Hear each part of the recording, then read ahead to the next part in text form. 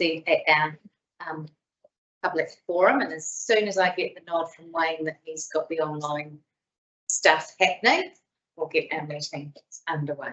It's got a really ready face. It's got a really ready face. Kia ora koutou and welcome to the May 2023 meeting of the Cromwell Community Board. We are starting today's meeting with a public forum. Lots of people presenting.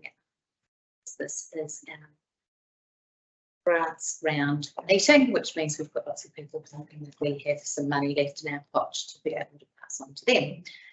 The first person that we have presenting in our public forum will be via Teams, so it's an online presentation from Sharon Bell for Presbyterian Support for Otago.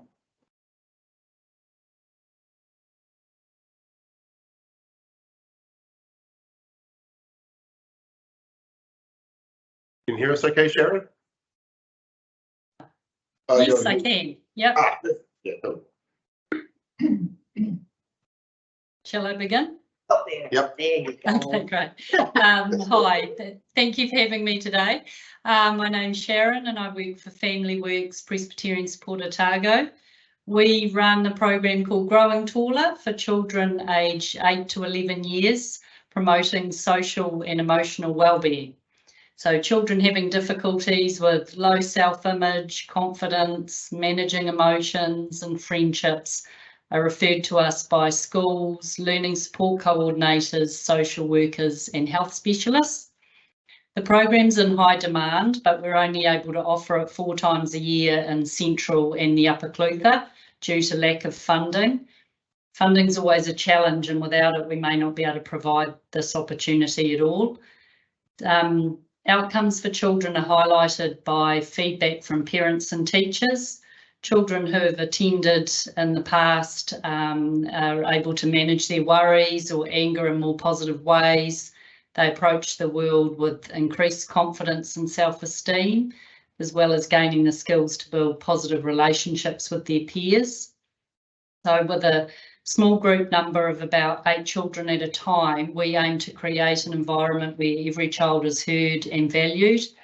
And by providing this support now may mean that there's no need for an ambulance at the bottom of the cliff later in life. Thank you. Any questions? Thank you, Sharon. Has anyone got any questions for Sharon? Thank you so much for your presentation. We appreciate you being able to join us online today. Okay, thanks very much. Thank you. And next we have Janine and Ali from the Cromwell and District Community Trust.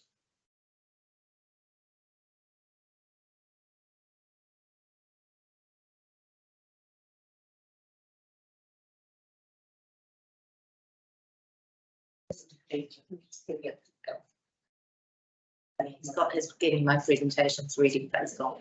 So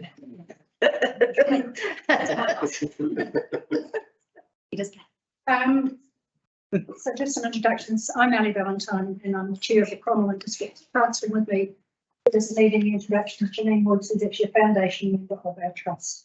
So I would just like to thank you for the opportunity to speak to our application today. So we've been very fortunate to base the project on the excellent site excavation by archaeologist Dr. Neville Richard back in the 1990s. The project will therefore be an authentic part of the recreation of the original settlement. So this photo here just shows archaeological students working on the excavation and documenting one of the original dwellings. And as we've said in our application, we plan to include a recreation of one of these as part of the project. This is the type of site drawings that we're going to utilise to form the low impact footings and pathways. So that's what the settlement is supposed to comprise of, very low impact. Next one. This one shows the location that we're proposing. So the promotions group work was in that blue area. The orange areas where we're trying to put this new development. And that's we will form a natural linkage for the visitors and locals between the Cromwell Heritage Precinct through to the new museum with its own section on the local Chinese heritage. So to date, done a lot of and as Janine said, the promotions group originally initiated this project back in 2009, I think it was. And so the vision for celebrating our rich and diverse history is in 3 of our community plans, and support has been confirmed by a 2022 survey from the community as well. So just to explain the 3 phases, quite simple. The first one is the pre-construction, sits mainly around the resource consent process we have to do before we can start building. The second one is the construction phase, and as Janine said, it's fairly low impact. We're hoping to, for example, to approach the Polytech and some of their stonemason students. Hopefully we can use them to build some footings for buildings. And phase 3 is pretty exciting. So it's about storytelling. So we're really looking to have something that's very low impact. We want to utilise QR technology, so you can click on a QR code and that will tell you a story about a dwelling or some of the people that live there, or maybe an orchard that was in that area. So something that hasn't got a big impact, but we've got an awful lot of information that we can put across to people about it. And I guess funding has been our issue. It's really hard for phase 1 to get funds for resource consents. We've applied to a number of funding agencies, but they're just not interested. They're more interested in the doing side and the construction side, or phase 3. So that's the kind of issue that we face there. And just finally, I'd like to say that we're very pleased that the community grant says this report is recommending that board grant us $9,000 as if successful. This would fund the important site drawings needed to progress the resource consent. Time for any questions. Questions? Thank you so much for the presentation. Thanks for your time. And obviously we're discussing your application later in the meeting. Thanks for your time. Next we have Jennifer Hay from the Cromwell Museum.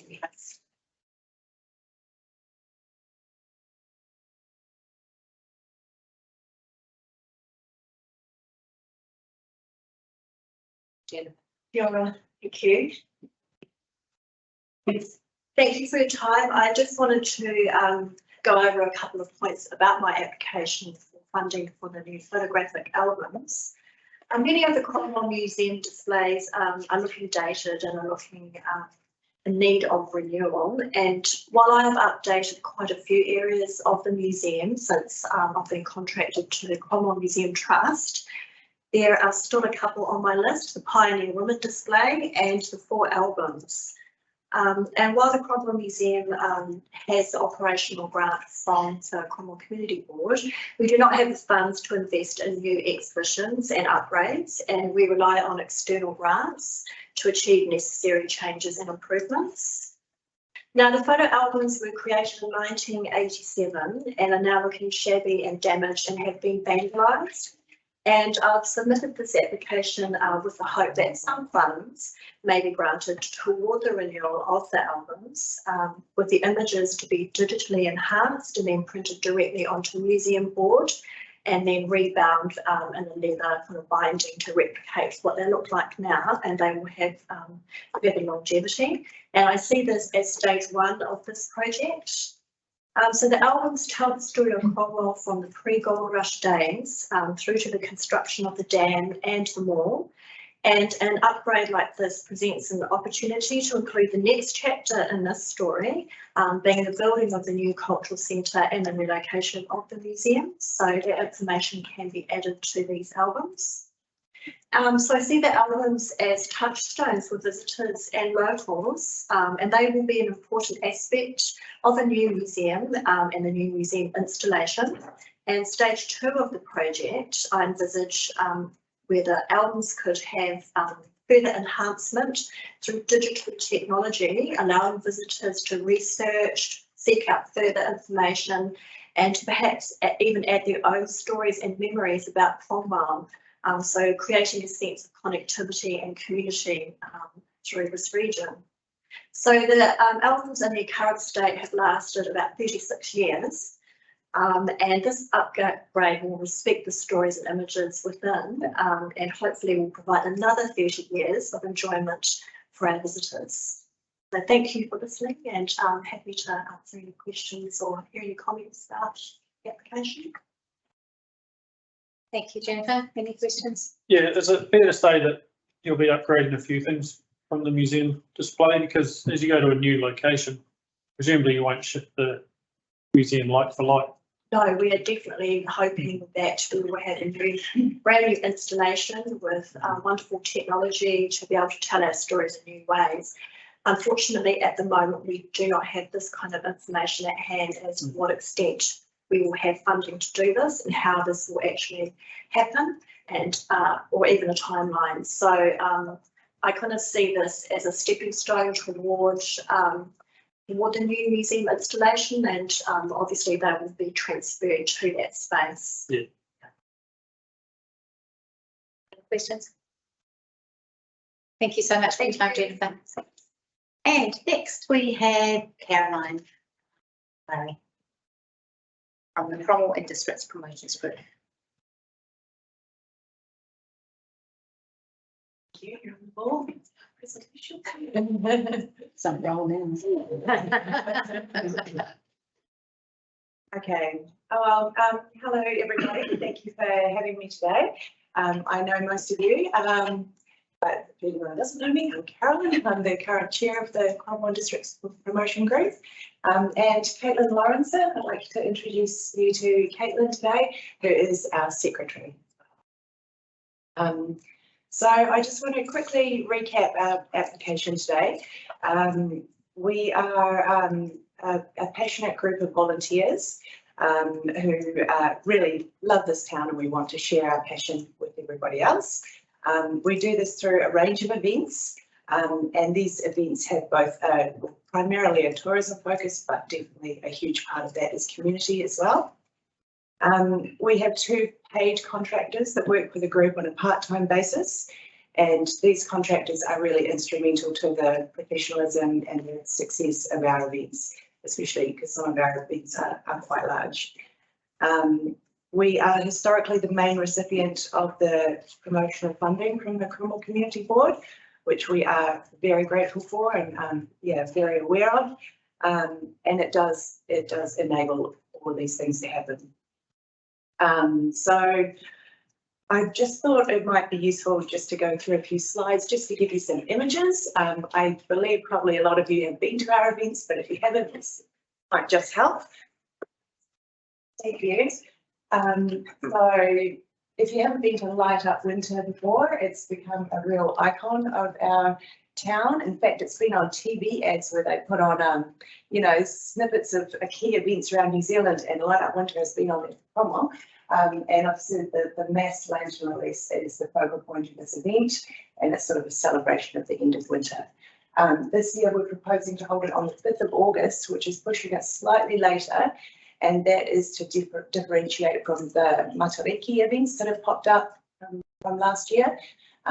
So just separating some. This event in particular, we can go through the next couple of slides of these ones, thank you. It's a huge economic bonus for the town because this is a time where it's quite quiet and there's not so many trading opportunities. So this brings people together, gives vendors and performers and everybody a boost, as well as for well-being. It's a really positive community event. Thank you. Yeah. Thanks. Okay. Another of our events is the fireworks and street party. So this one is held over Labour weekend, and with the purpose of giving visitors to our town something to do and something to celebrate. So we have the pretty spectacular fireworks display as well as a street party, and again it's a really nice thing for both locals and visitors. Last year we had creative communities workshops that did a whole range of arts workshops for kids, which was really fun. So from photography to art, sorts of things. And it is so nice. I have to say, it's so nice that we've been able to do them all again because COVID got in the way of a few of these things in the past. So this is the Cherry Festival. Actually, we've kind of reduced it a little bit. It used to be more of a festival. Now it's really just the cherry stone spitting competition, which we realise that's all anybody actually cares about. And every year this makes national media. It's the News Talk ZB wants interviews. They all care about the record, and it's just quirky and fun. So, and obviously goes hand in hand with our local industry. And then we have the summer series events, which is 5 different sporting events. The running of these is contracted out to Bill Godsill and Terry Davies, who are obviously professionals in these areas. So from spring through to January and February, across the whole of summer, we have these 5 different events, from triathlons to the Gutbuster mountain bike race. So something for everyone. Also includes the half marathon, which is considered a good training event leading up to the Queenstown Marathon. So I think that covers our events. Other than that, we do the Cromwell Ambassador Program, which has been developed with the Queenstown Resort College.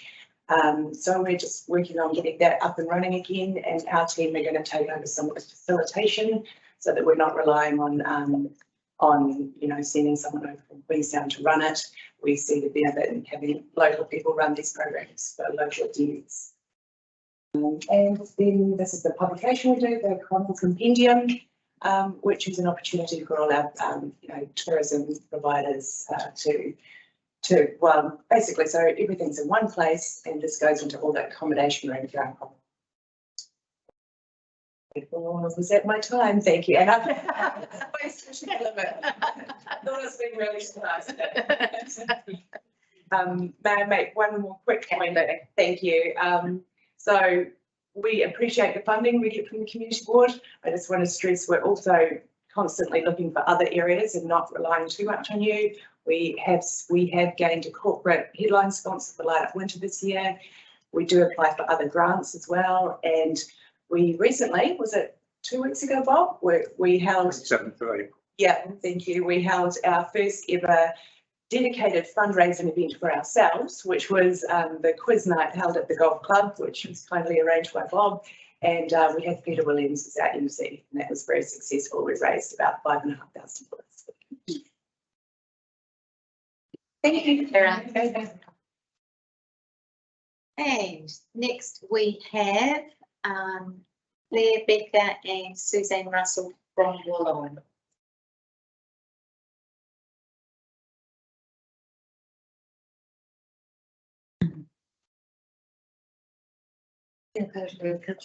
My name is Claire Becker, this is Suzanne, and we are representing the Wollongong Committee. Thank you for having us here today. The current committee is comprised of a small group of passionate volunteers who are highly motivated to continue the Wollongong legacy. This is a difficult journey for us as we navigate a tight economic period in the community. We have, however, had very positive feedback and interest in the continuation of the Wollongong event. There is a real passion for Wollongong in our district and beyond. Wollongong is the only solely based creative event in New Zealand, and community and designer feedback tells us that Wollongong is highly valued.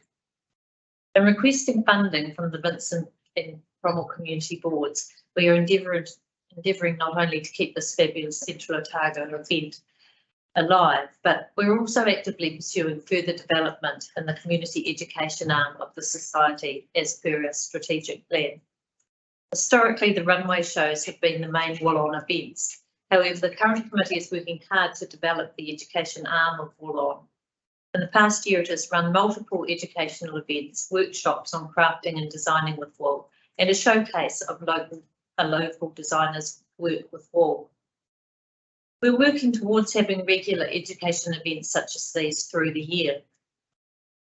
These also offer collaboration opportunities with other local groups. This has been particularly successful with both the Central Stories Museum and the Alexandra Spinners and Weavers to date. Wollongong is now a multi-day event with a broad target audience. The 2 evening runway shows cater to those in the community with interests in fashion, wool, sustainability and creativity. People of all ages are welcome at runway shows as both audience members and entrants. The youngest entrant in the most recent show was 8 years old. The new and exciting community education and celebration of All Day, to be held on Sunday, 13th of August, is open to the public. It will include activities that can be enjoyed by the local community. A range of wall crafting workshops will be run, including workshops designed specifically for children. These interactive workshops provide a wonderful opportunity for community connection among people with shared interests. Evening shows are professionally recorded and will be shown at the Sunday event. Local trader stalls will draw people who are interested in seeing what raw materials are available, and they can provide an opportunity for traders to increase product awareness and promote their brands.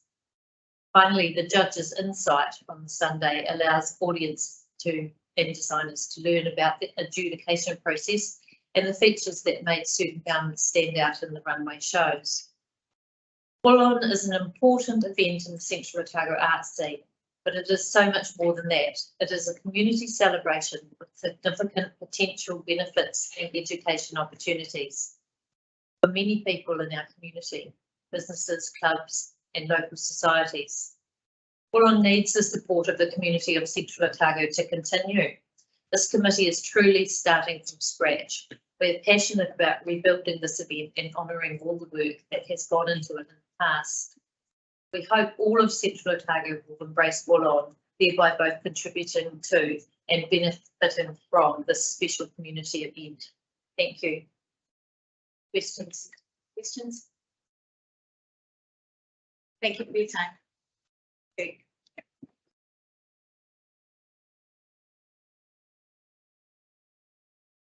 Before we move to the confirmation of minutes from the last meeting, just have an apology from Councillor Gillespie, who will join us later via Teams, but is unable to be here for this portion of the meeting. That takes us to, so those who moved and seconded, please. Yes, thank you, Sarah. Thank you, Cheryl. All in favour?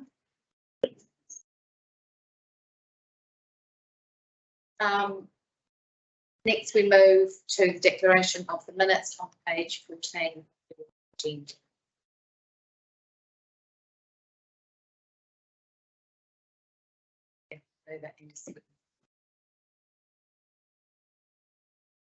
Thank you, Sarah and Bob.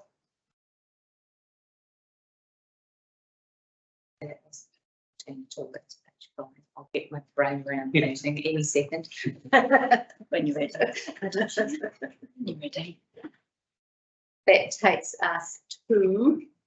Where do you want to go? Let's take it. That takes us to page 14. Yeah. To remind you to stand aside if there is a conflict of interest or seek conflict in any of the items that we're discussing today.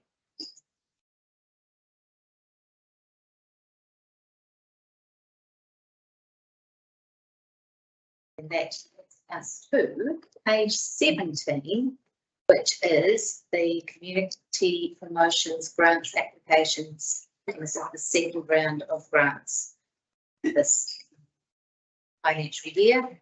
So welcome, Rebecca.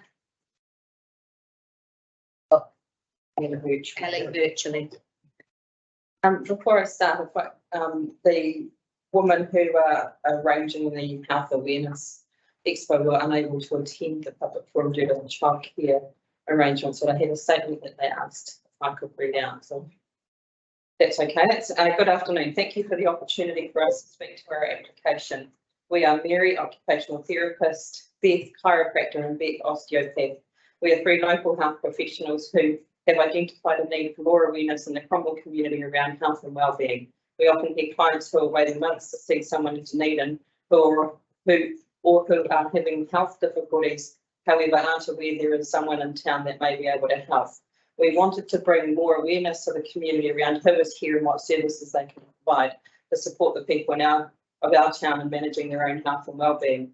Last year, thanks to the Connect Cromwell Winning Ideas competition, we were able to do this. We held an expo with 24 stall holders, health and wellbeing providers, and the public were able to come and wander through, have a chat, and even participate in education sessions ranging from Pilates class to managing pain and stress. We sought feedback from stakeholders and the public, with many requesting it be a yearly expo. This is our first attempt at applying to the Cromwell Community Board, and it has already been a learning opportunity. I'm aware our application was not strong and not done well, sorry. However, the main area we want support with is in regards to advertising. This really let us down last year and it was our biggest expense. Any support you can provide would be hugely appreciated. We appreciate your time and consideration. Kind regards, Mary B. Beck. That's me. I can't answer any questions. I can on my assessment. So thank you. As noted by the chair, Cromwell Community Board has $49,925 annually to distribute through its community grants fund and $106,219 through its promotions grant. This is the second round for the 2022-23 financial year. There is $19,752 left to distribute this round in the community grants round and $16,944 in the promotions grants. For the community grants, we received 4 applications, requesting a total of $57,468.80. And now I've just got some comments on the specific assessments, if that's okay. When considering the application from Presbyterian Support / Family Works, I've just expressed a caution around fully funding a program. It's previously been funded by other funders. It was Tyndale Foundation and the Presbyterian Support were able to subsidise the costs of the program through its rest home program, rest home aspect of their business, but they're no longer in a position to be able to do that. Why other funders don't typically fully fund anything, and it's more likely to you're more likely to receive fully funded project than you would be a program like this is. That said, I've no doubt that it's a worthy program and achieves significant outcomes for the children who participate on within it. It's up to the board to decide whether you have whether you want to fund this program, and if so, by how much. The application from Cromwell and Districts is also requesting full funding. However, as I said, that's more of a one-off project, so it's not going to create an ongoing expense. I have noted that many other funders, they're correcting what they said at the public forum. This type of activity is hard for other funders to fund. So this one, the board should consider carefully because of that. You are one of the only funders that would fund this type of activity. So it's harder for them to get the funding for resource consents elsewhere. The Cromwell Museum, they are also seeking full funding, but you heard from Jennifer this morning, earlier about that. It's again a one-off project, and so again, it's an easier thing to consider. How I've done my recommendation figures for the community grants is simply a mathematical exercise. So I divided the total funds available by the total funds applied for and put that percentage across all recommended. So there is no other weighting given except for that mathematical exercise. I've created both the draft resolution and a decision table.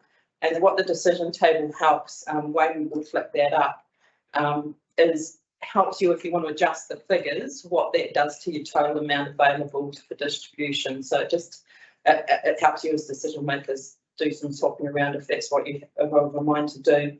I've got no additional comments on the Wellbeing Expo other than to say that I flicked them through. There's a grant application process through Te Whatu Order that Cromwell sneaks in the back door of being able to participate in. It's a Queenstown Tiano focused grant, but Cromwell does qualify for that. So I've sent them an application form for that to consider as well.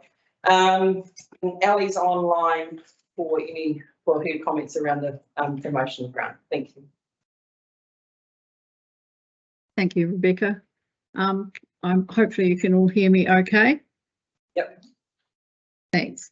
So what you've got for promotions grants in front of you is the request for funding from Wollon. Now, the purpose of presenting that to the board is that we currently have no district-wide events or promotions grant budget available for this group to apply to.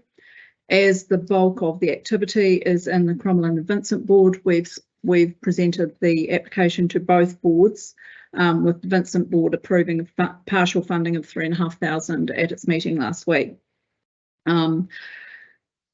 I've presented this as seeking funding from the current financial year, for which you've got $16,944 available, and the balance that the group would be requiring to reach their requested 9,990 is 6,490. The event, this is one event that's unique in that it's linked to our rural sector, and has a real arts and culture element to it. It's definitely got potential to grow with professionalism and being well run.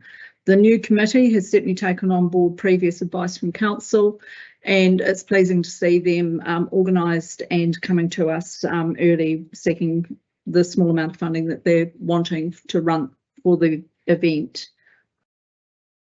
With Cromwell District's Promotions Group, as mentioned previously, very long-standing group, done some great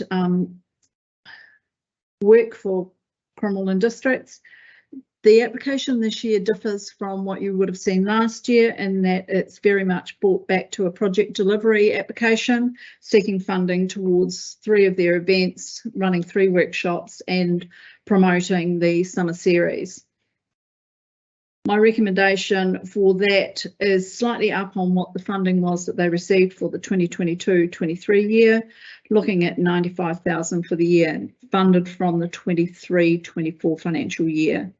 That figure would leave you a balance of $11,219 for funding applications received through the next rounds, which are open due to close at the end of July. In my assessment, you'll see there's a mention of developing an agreement. Basically, we see that as something very simple for those groups and organisations that receive significant grants, just making sure that that's a very tight process and that it specifies what will be delivered for the funding received. And do we have any questions? So just for some clarity, the recommendation there, or your recommended amount is from the next financial year's. Yes, it is. 95,000, and so we're able to make that a decision to do that. Yes, we are. Approval. So, yeah.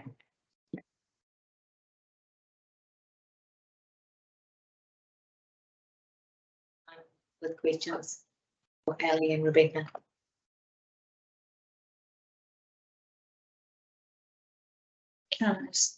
The formula for dividing the money up in the situation, does that put any of these projects at risk of not going ahead because it's some but not enough to do what they need to do?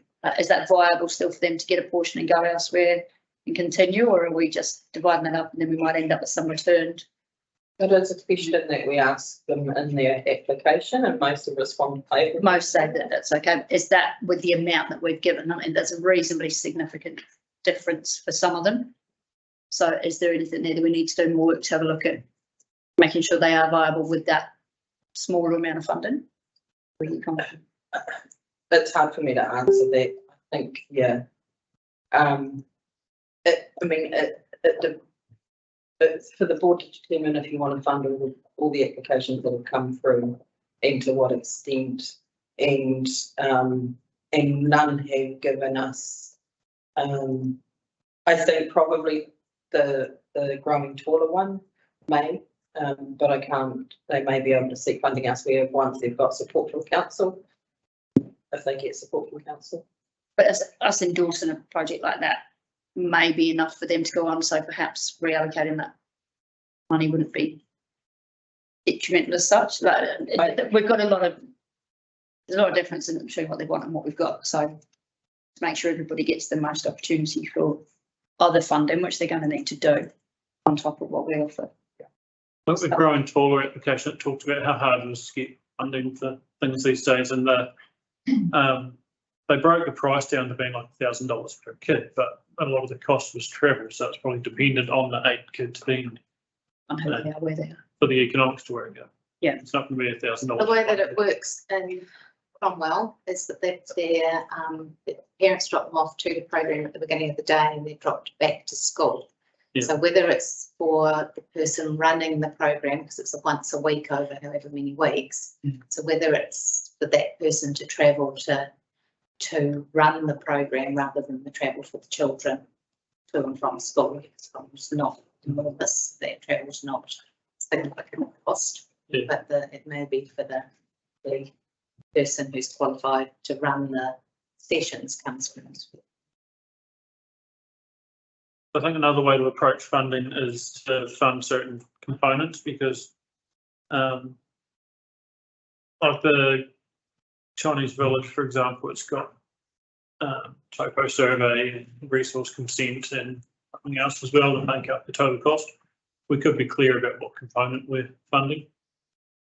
I'd ask Louise if she was here, but is there a function for writing off resource consent fees? So there's not. No. So there's no ability for staff to, the only way to support projects is through grant processes, and that's to have the transparency. Louise, we were just asked if there was an ability to remove fees for resource consent process, and I said no, that the transparency sake that to support funding applications, they need to come through a grants process rather than us. 100% correct, and the council have made that decision in the past, going back some years, because if it isn't a council/community board decision, then staff get that question all of the time, and how do they make that decision on, the community good and all of that sort of thing. So that's why it's best made at this table. If they don't spend their grant, say if they can't find enough funding sources, do they need to give it back? They don't get it unless they can spend it. So we've got a couple, you'll notice in your status reports that keep getting little updates on it, because we haven't paid out those grants yet until they are in a position to be able to do the activity. How long do they have to prove they can? It depends on my negotiation skills with the finance. With that face on you, I think they're pretty good. I've just got to have a conversation to have. If it comes back, like Sarah said, I'm also worried if they can't spend the money. If it then is returned, do we have a bigger pool next year? Have it that goes into the, so there's a specific reason, particularly for promotions grants. And then if next year they came back again, would that same formula be applied, or would they maybe?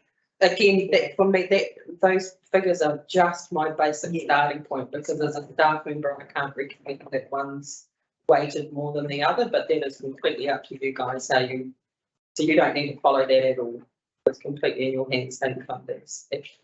So sorry, Bob. I was just going to say it's precedent for that, because I think last year, wasn't it, the promotions group didn't use all the funding and it was repaid.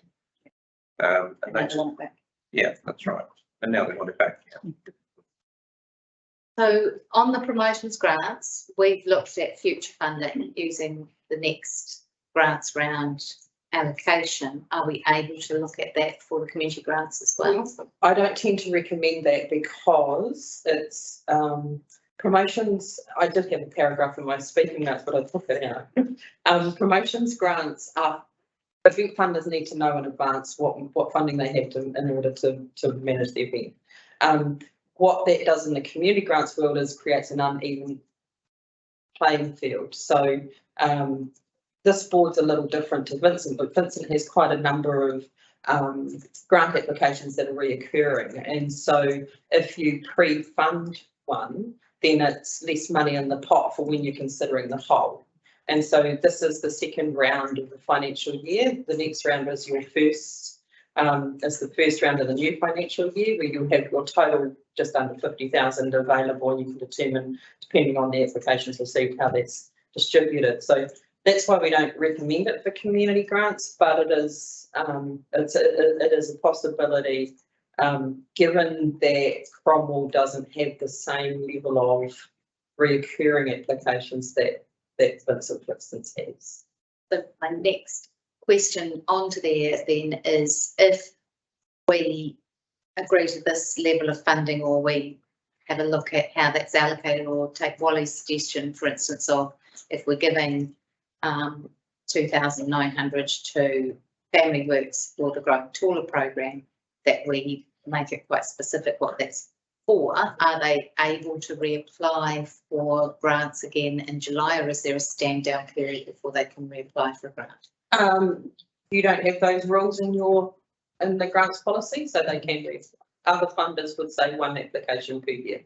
So if we were and partially supported them and it got their project started, it wouldn't prevent them from applying in July for that beginning of for the next financial year's first round. Not according to the policy.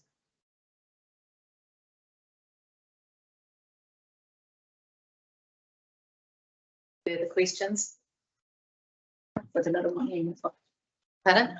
Be tough with so little money in the pot. Yeah, and it's I think that's that whole second round Yeah. thing. Yes, that the first grants round we didn't have as many applicants, and we were able to be more generous for each applicant. Whereas this time there's a lot of applicants and not very much money sitting there. The Chinese settlement project has been through before though.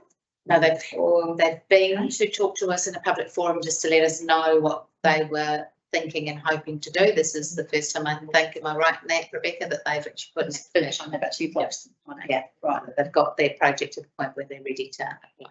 It's been a while in the works, though, hasn't it, that one? I mean, that's a good one to Very that we could. And they had certainly said that amount in their presentation, that amount would get them started with the things that are hard to get funding for from other organisations. Is there any reason that their project start date is August? If there are, do we know any more about that, as to that it would fall into next year? Technically, our application states that it must. We can't backdate, so it needs to start after It has to start after the funding. But they're good to go then. Yeah.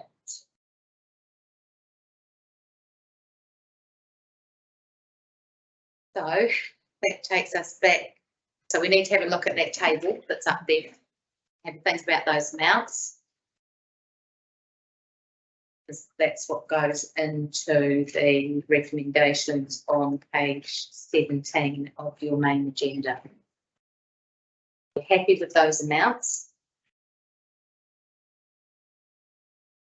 Then if you go back to flick between these documents, just make it ever so slightly tricky.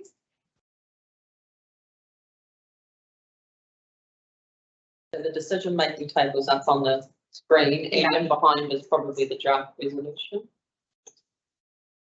Ta-da! Ta-da! Is that enough? So the recommendations that we have are that in our documents, it only has A and B, which is decides A receives the level of the report accepts the level of significance, and B decides the grants to be allocated to the applicants' community and promotions grants. Then you've got the amounts as per the table. If you're comfortable with those amounts, or if there's any discussion, then we can change the amounts. And any subject twos or like was suggested for a specific thing.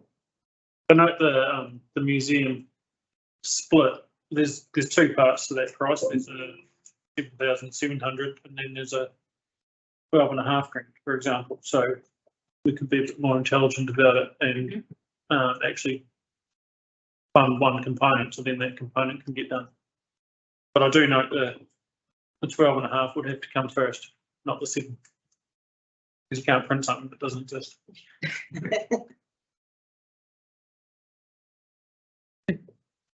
Okay. So at the moment, around and about the 7 is what we've got in there. Yeah, it's- well, I guess you just got. They can still do something with that portion.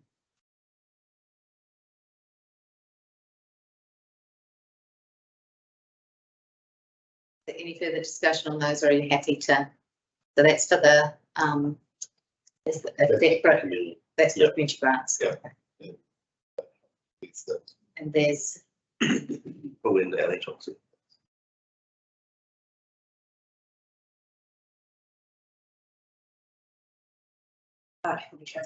no changes. Can we get them? Can't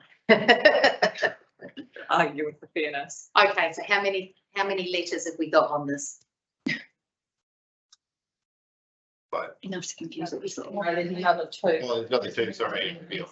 There you go. Yeah. Quite significant.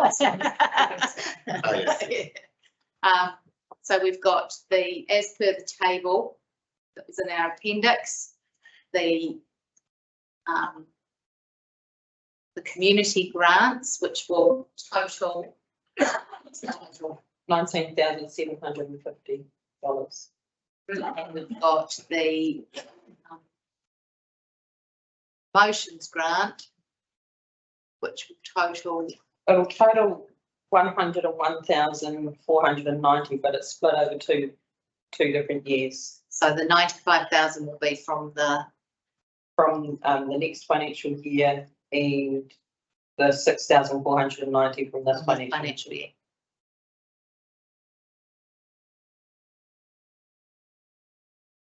Pretty comfortable with that. Have I got a mover and a seconder? Sarah. Thank you, Mary. All in favour? Anyone against? Carried. Thanks.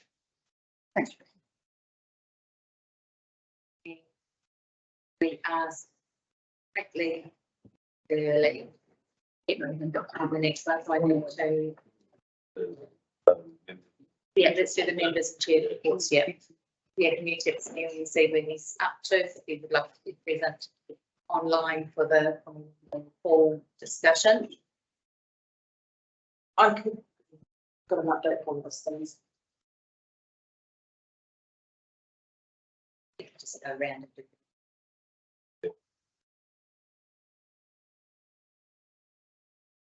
Okay, so we have the mayor's report because unfortunately Tim was unable to join us this month's meeting.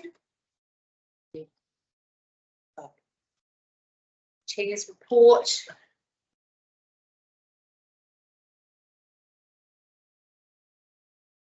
I attended a really interesting Central Otago Transport Association meeting on Thursday, the 30th of March, that had Steve Gurney speaking at it to remind us that we should all have big, hairy, audacious goals to keep us moving forward and making a difference in our lives. And he was a very entertaining speaker, and if you get the opportunity to hear him speak, I would recommend it. Then hosted my parents over the school holidays. That of course was a great joy to everybody involved. That may be the parents. They had a lovely time. They've assured me of that. I attended the Central Otago Leaders online meeting on Thursday, the 6th of April, just as it's a catch up and a chat with the issues that are happening around our district from a lot of different perspectives. So I come on there from an education perspective, and then there are people from business perspectives and from council perspectives on there. It was an interesting place to be. I was unable to attend the Museum Trust meeting on April 17th, unfortunately.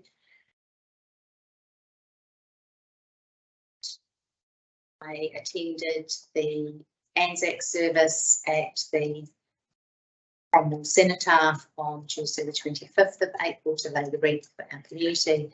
We also had a wonderful group of Year 6 students who did the same for our school community. Last Friday, on the Friday the 5th of April, the school hosted the Cromwell RSA at our annual Anzac Assembly. It was lovely to have those members join us for the assembly and of course for the afternoon tea and chat afterwards, which is I know why they come. That's me, so I move my report. Seconder, thank you. Mary. All in favour.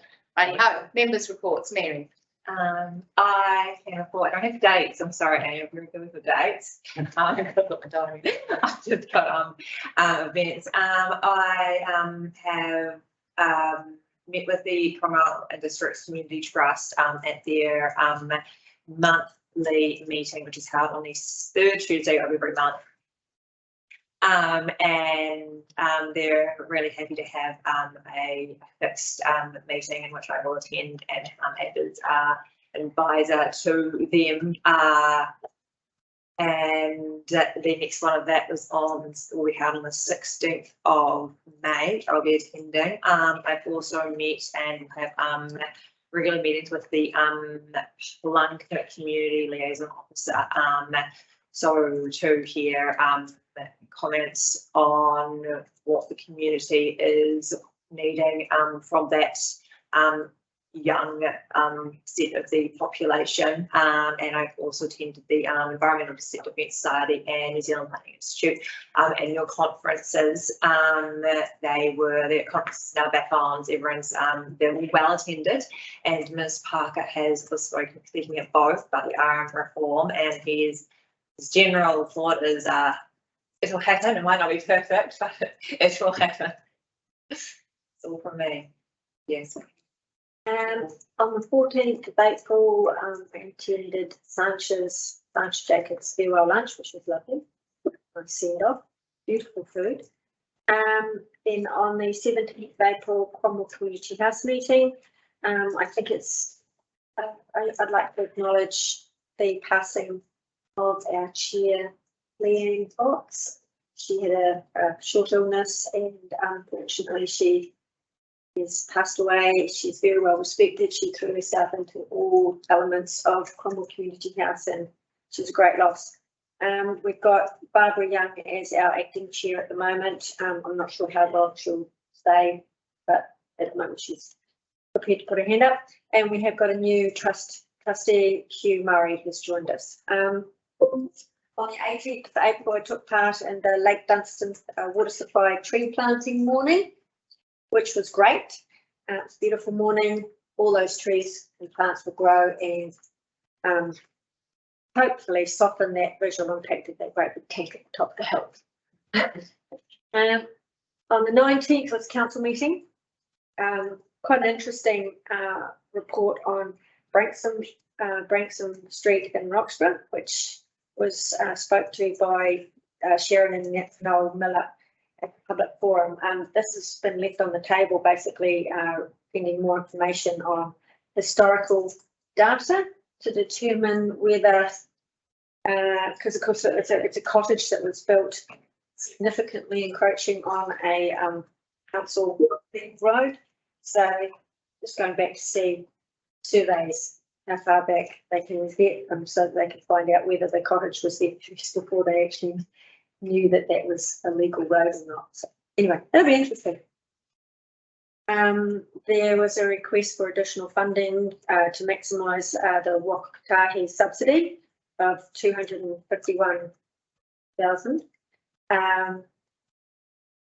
There was a request for increased funding to meet the extra additional costs or operational costs relating to increased sampling. That's to meet the new drinking water rules that was set out, or it came into effect in about November last year. There's a report on the annual rent reviews for elderly persons housing.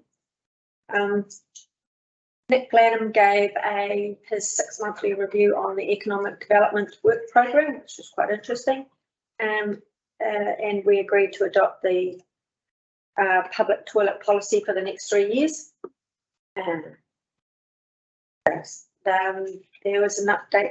There was an updated version on the Wilding Pine, Wilding conifer control policy. That's just a few minor adjustments to wording that made it Yeah. There was also a report on the process to, or how to the process to go through to appoint a new audit and risk chair. And then I attended the Anzac Day service on the 25th at Terrace and laid the wreath on behalf of the Cromwell Community Board. It's a very moving service. It's a lovely, lovely community out there. Really is. That's me. So, well. Yeah. On the 28th of March, I was involved with the Connect Cromwell Winning Ideas campaign again. We allocated around about $25,000 worth of funding to a few different initiatives. There's a Luma Light Festival workshops being run. Cromwell Athletic Club got some money. There's a feasibility study for a Cromwell community rock climbing gym. A pontoon at Pisa via the men's shed. Makihi Trust to run another family day, and a feasibility study for creating a cycle track of some description between the Cromwell Bridge and Bendigo. So again, like we've just been talking about the funding, nothing's firm on some of those, but well, some firm, others dependent on getting past certain goals. Community board related matters, met with Saskia and Cheryl on the 14th of April, Bob was there, about long-term plan process, and had a workshop with about Cromwell Mall on the 22nd of April, Anzac Day at Loveburn Hall on the 25th, 27th was Plan Change 19 hearing, just on a personal note, just my thoughts on the matter. And also got some 10-year brainstorm ideas in through the website before that closed off as well.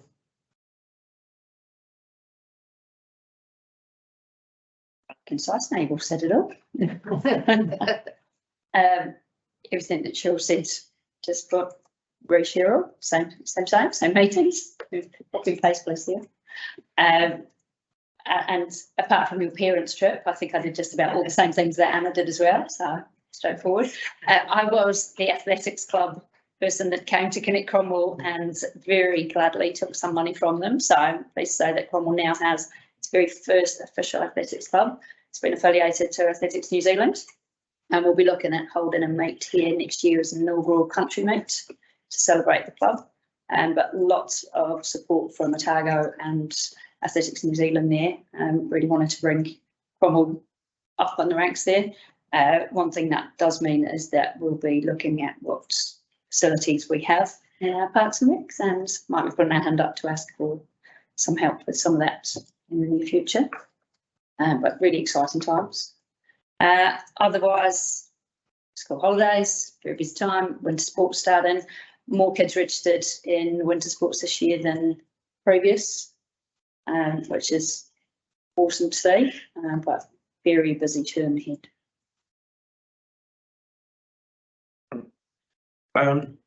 Right, on the 8th of April, I attended a meeting with Stacey Moran from the Cromwell Toy Library with Barbara Emmett, and we have actually managed to find them a new home.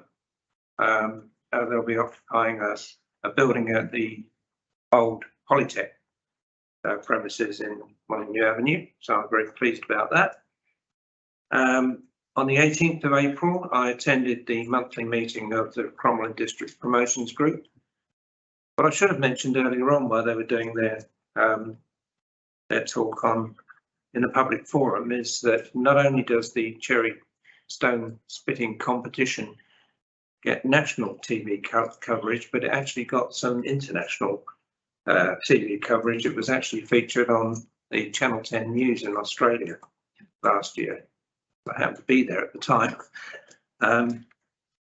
On the 25th of April, I attended the Anzac Day service at Bannockburn and laid a wreath on behalf of the community board and the community. Very well attended and a very moving and brief service because the main participants were moving on to Cromwell, but it was very well attended and very well appreciated. Later that day, on the 25th, I attended the Anzac Day medal at the Cromwell Golf Club, the proceeds of which were donated to the RSA, and we managed to raise $650 for RSA funds. On the 27th of April, I attended the quiz night, which was held by the Cromwell District's Promotions Group. And as you heard earlier on, they raised something like $5,500 for their club. And that's my report. Okay. Thank you very much, Bob. Can I have a mover and a seconder for the members' reports, please? Thanks, Wally. Thanks, Bob. All in favour? Aye. Thank you. Righty ho, and that takes us back to item 23.3.3 on page 22 of your agenda, which is the Cromwell Memorial Hall, and I will filled and support. Invite Nigel to come and join us at the table. Oh, and Jess, you can come to the table. Bringing friends. You can be Neil, and hopefully Neil will be able to join us online. And Wayne, is Chris Jack dialed in as well? No, he hasn't. Just needs to change things. I'm very sorry. Afternoon, for those who haven't met, Mary, Cheryl, I'm Phil, newly started with the property team, circa end of March, I think. Picking up this project. So I'll take the report that's been read, but brief summary. So the recent design evolution that we've gone through is the developed design. As a reminder, that's working through from the preliminary and concept designs, which they define for the outer shell and what the building's going to look like. Developed design is actually working within the inside, so the lifeblood of it. So the structural steel, the concrete, the HVAC, the power systems, those sorts of things actually make it a functioning building. And that's been completed. I've received, as of over the weekend, a 1,197 page document, which is quite big, but the PAG representation of the presentation that's you guys an attachment is a representation of that developed design. So hopefully that shows obviously the location of the building on the lakefront, the floor plan, the layout of the building, and I guess a key component is the aesthetics, the soft furnishings that go into it, the colour scheme closer to it. As part of developed design, a further financial estimate, capital cost for the building has been ascertained at 42.8, I think it is. That's coming from roads and using recent projects in the area to come up with that bill of materials. That does include some contingency amount, and it's an amount that once we go into detailed design does get refined. Now the refined happens on a couple of fronts. One is a term called value engineering, where some efficiencies start happening, we start cutting out some costs. We also start looking at construction methodologies, where we're starting to look at efficiencies in construction, which can also follow that. So where we're viewing that with a degree of confidence is that's the ceiling of the construction cost for this building. The one caveat is it does come within a reasonable time frame, so it's normally around the construction starts within 12 months because construction costs keep going. Is it out for that start period to be the first quarter of next year? Yep.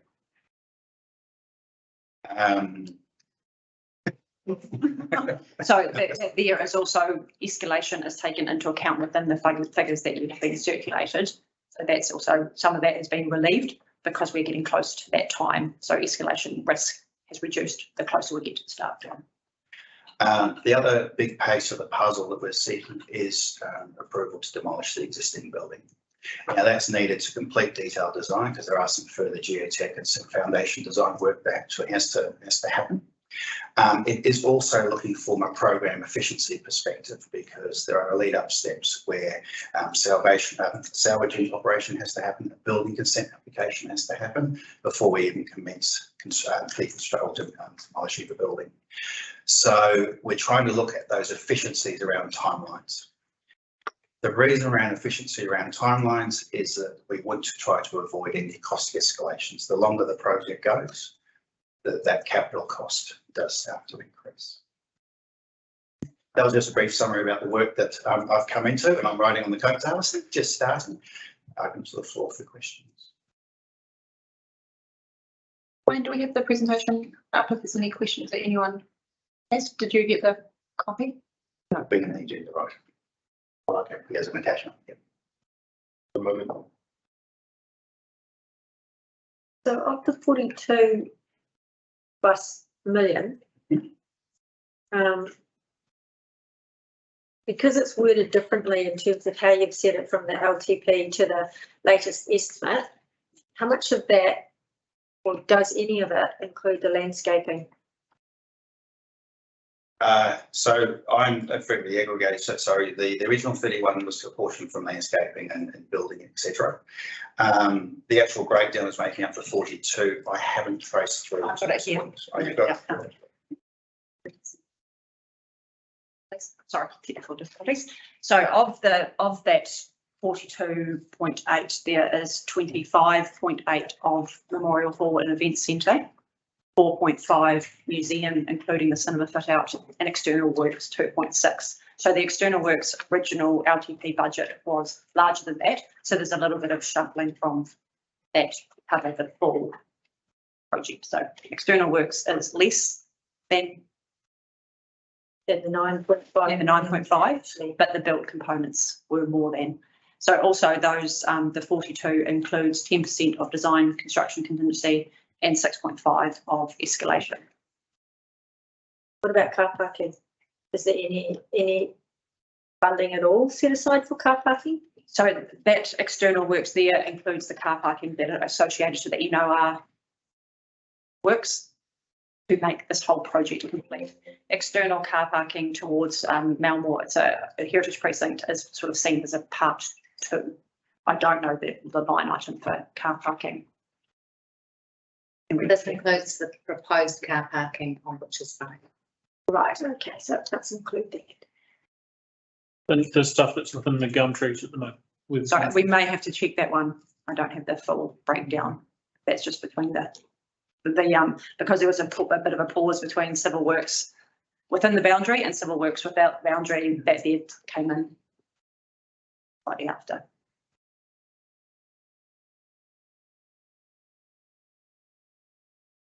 Questions? We're not new. Okay. Yes. Neil, did you want to ask anything? Yeah, I'm sorry. Hopefully you can hear me okay, and I apologise for the sound of the rain on the roof of the vehicle. Hopefully that doesn't affect the quality too much. Hey, I circulated some comments earlier today by email and make sure that everybody had a chance to know what I was thinking in the case I wasn't able to join. I've got some concerns about the recommendation in its current form, and I just want to make sure that the first thing is that if we're to demolish the building as recommended, then we're left with no option but to build a hall at a cost still to be determined and to be funded by we don't know what yet. And I just don't think that is the best place for us to be in at the moment. Apart from not knowing what the cost of the new facility will be for sure, we don't know how it's going to be fully funded and what the operating model will be once it's built, and what the costs of that are going to be in terms of the future operations and how that's going to affect rates going forward. Things like depreciation, it's clearly going to cost a lot more in depreciation in the current hall. It's clearly going to cost a lot more to operate, but we don't know what the model is for that and what the revenue side of it's going to be. So that's a whole lot of risk for us to take on. All stuff that we can work through as long as we get more information and more detail. The 21-31 long-term plan funds the project cost at 31.5 million. And the cost now is expected to be 42.84, and that's a shortfall of 11.34 million. Now we know that from the report that $5 million of that is expected to be met from external funders. One aspect of that's confirmed already, but there's no guarantees that the other funders will come to the party. Intentions are good. We won't know till November. And then the remaining shortfall of that is some 6.5 million, and it's proposed that we fund that by some land sales that haven't been budgeted in the long-term plan yet. But we don't have the details of what land that is for sure. Now, I've got a rough idea where it's going to be, but we need to have those details before I think we can make the resolutions that are being asked of us in the recommendation.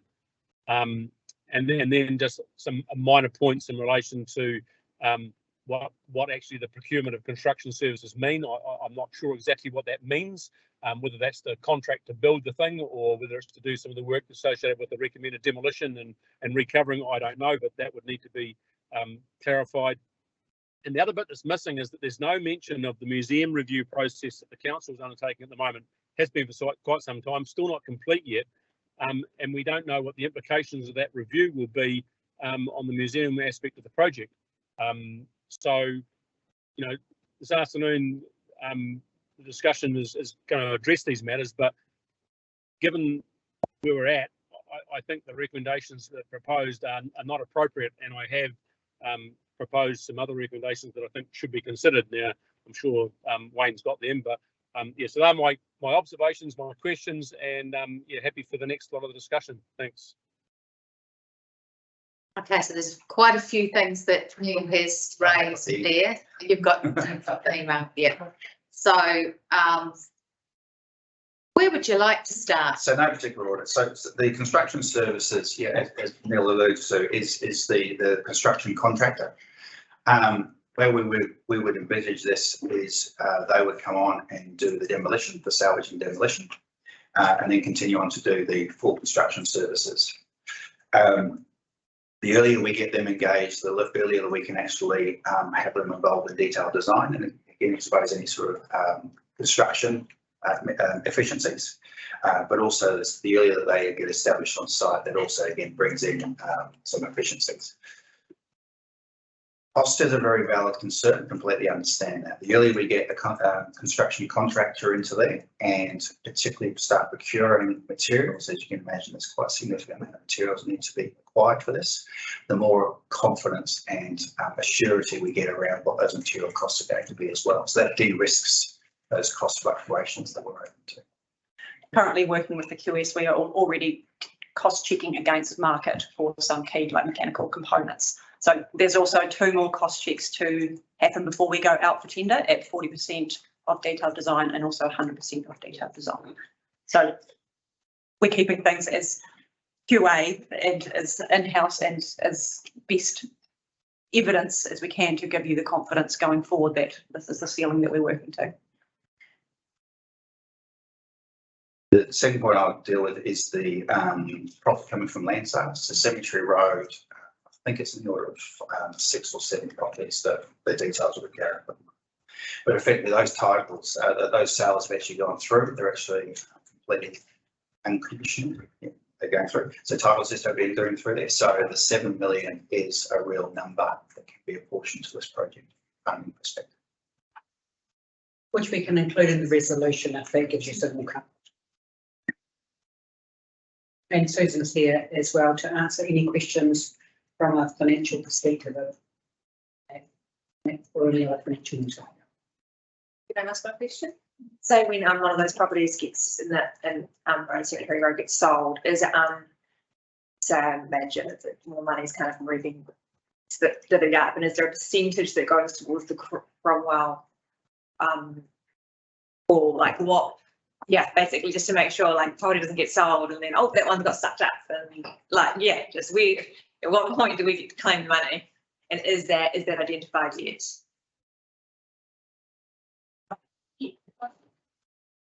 I think that money's not actually earmarked for anything at the moment. That's what we're saying. Right, so that's a decision. So in the policy, land sales are able to go to these sorts of projects. So it's a decision. Cemetery Road funds will be sitting there, and do you want to put that forward to this project? So if that's your decision, then that's where those funds go. And as more of those sections sell, there'll be more money. So we have 7 million? Yeah, that's 7 million so far. Yes. Or is it sold out? It's signed up. But is the development sold out? No, Yeah. one way. No, we're Yeah. keeping 5 sections back. 5 sections are held back, but the total number of sections I'm not aware of, but yeah, 5 sections are being held back. And then there's also the other developments. So if there was to be a shortfall in funding, if this is the priority project, you can continue to put those towards this project. Sorry, just sorry. How many sections have sold on Cemetery? I think it's around 6, right? So we'd be looking at around about a similar figure, would be possibly from the other 5 that have been. I think it's actually more than Yes. yeah, but the 5 that have been held back are at a point that they're valued at a higher rate than we're getting for the existing titles under the 7 million. Almost double valuation at the moment. Okay.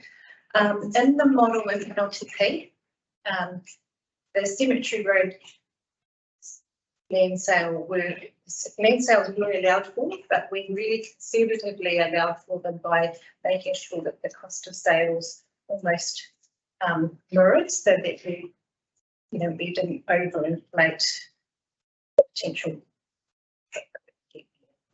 So they are in the LTP, but just not to the extent that it's going to give us this sort of funding. In the LTP also, there has been depreciation allowed for the hall at the various stages of construction. So the hall was put in over a series of years with 7 million and 9 million. So depreciation has been allowed for in those parts as we've gone along, and rate funding for that depreciation, and it looks to be in there over an 80-year life. So the fact that the cost has gone up, so it was probably in the LTP at something like 31.5 million depreciation on that over time. So going up to 42, it would increase the rate funding of depreciation, but there has been, the bulk of it has been allowed for. Can you hazard a guess at what it is for the average household? At the moment, apart on the fly, but 1% on a ward rate, 1% equals about 32,000. Right. But that's the ward component, which is a very small component of the overall district. Yeah. Set of rates, so it kind of skews it.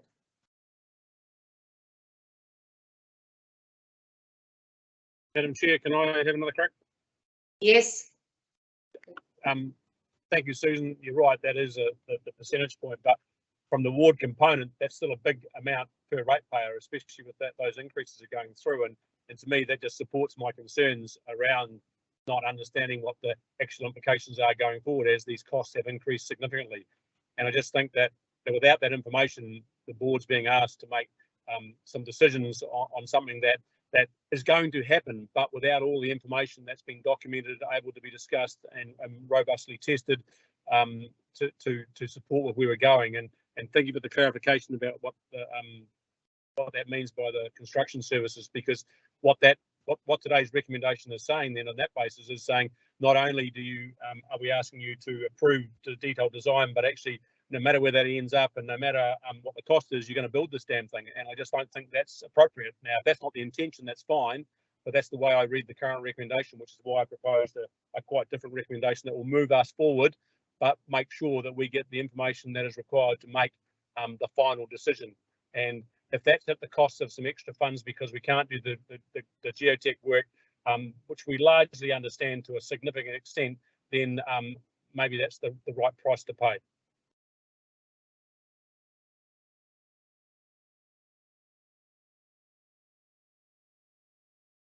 Nigel. Can I maybe comment? I made some notes looking at this agenda item, and they probably cover some of what Neil raised. But if I may, I'll just read out the notes I did make, which is reiterating what Neil said, that the board should be aware that if it approves the recommended option, it is doing so while lacking relevant information, including operational costs. We don't have an estimate on the annual operating costs. which will be significant for a building of this size. We do not have an estimate of the museum's operating costs, which you can assume to be larger and will require a larger operating grant from the board to the museum trust. So you're being asked to proceed with the project without knowing what the impact on ward rates would be. The operating model, how clubs and societies are to be treated, who will run a cinema or who will run a cafe, how is the hall events centre to be marketed commercially, and also questions yet to be addressed. The governance structure, who is responsible, how is the hall to be integrated within the historic precinct. Capital issues, how much will the fit out of the museum cost and who pays for it? Do the cost increases for the hall put the mall regeneration program at risk? Because about the board, I've been wanting to look at the financing of the hall within the context of the other capital projects that we've got. What is the impact of debt servicing on ward rates? Appreciates being covered.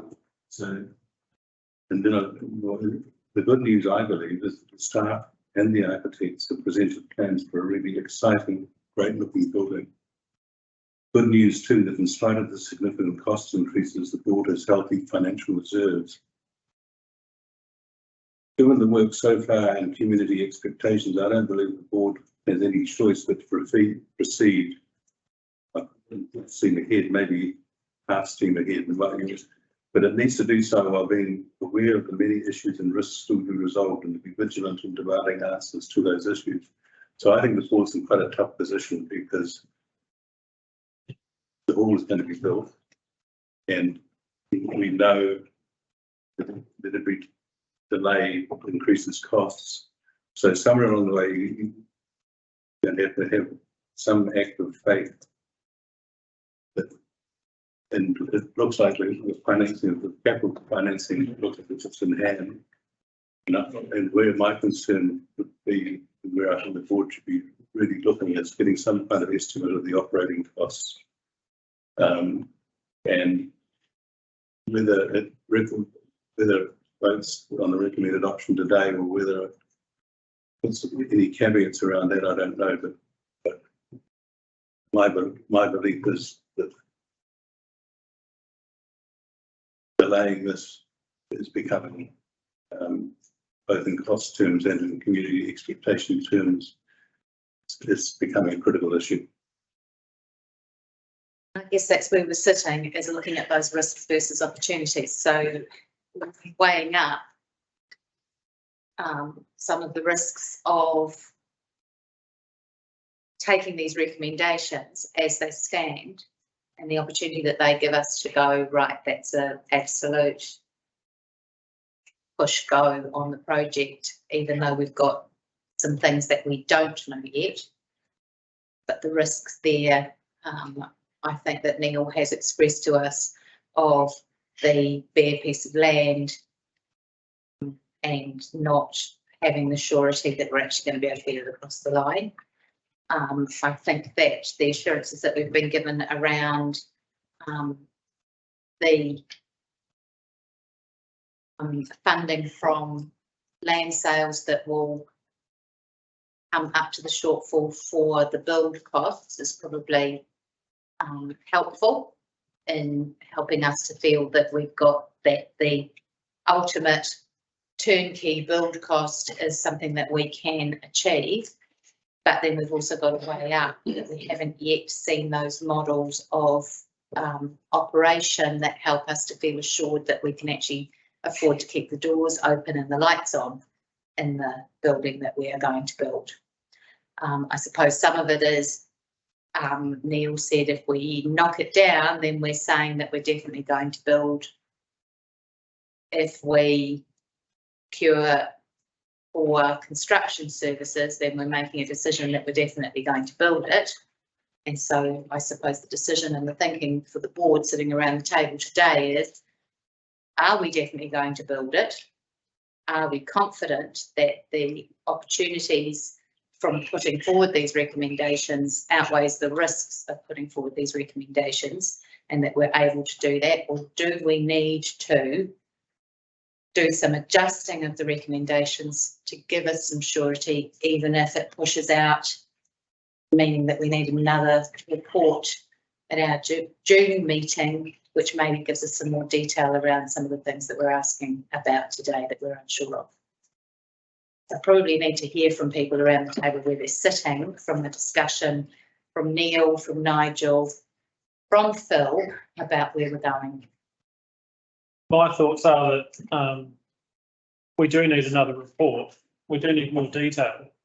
But in saying that, every point from here moving forward, whether it's demolition or procurement and building, it's all staged. So we can still get with the demolition tomorrow, in my mind, because in my mind, a demolished building and bare piece of land is a better asset than the current building we've got. Because how many community groups can we put out if they don't have a memorial hall to go to, right? Is it being well used at the moment?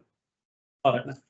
Well, they can't use it on both sides. There you go. If it's an asset, I think a bare piece of land that we know what ground is more of an asset to us as a community than a building we can't use. My personal opinion is it's a vastly different scenario to Geneva Hospital.